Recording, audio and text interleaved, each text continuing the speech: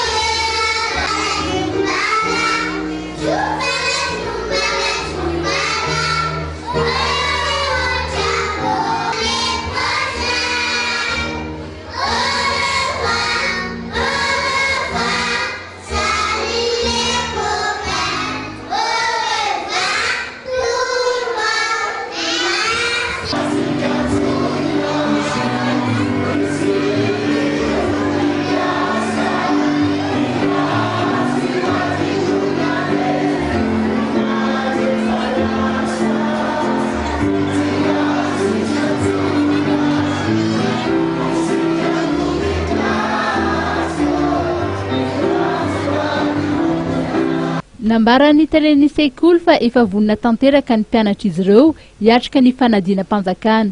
Arana ny taom-pianarana 4/4 zany hoe ny classe préscolaire sy primaire ninay no vacances fa ny secondaire zany volana juillet ary ny volana o mihitsy ny mpanala baka vo vacances.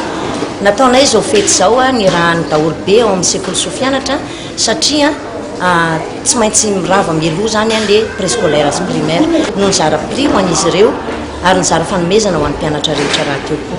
Ao anatin'ny fankalazana ny 530 taona zao ny lycée Sofianatra izay ankalazaina amin'ity taona ity dia mino sy manantena izay efa tsara mihoatra lavitra noho izay lasa izay ny vokatra ao aminay.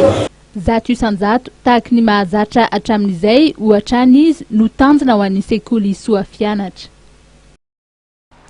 Eny ary tompoko lasy vavy ankasitrahana ny fiarahanao taminay tamin'ity takarivan'ny asabotsy ity dia aza diny manaraka ny toy ny fandarana eto fahita lavitra ma TV mametraka ny veloma mandrapitafa ho amin'ny manaraka indray veloma tompoko.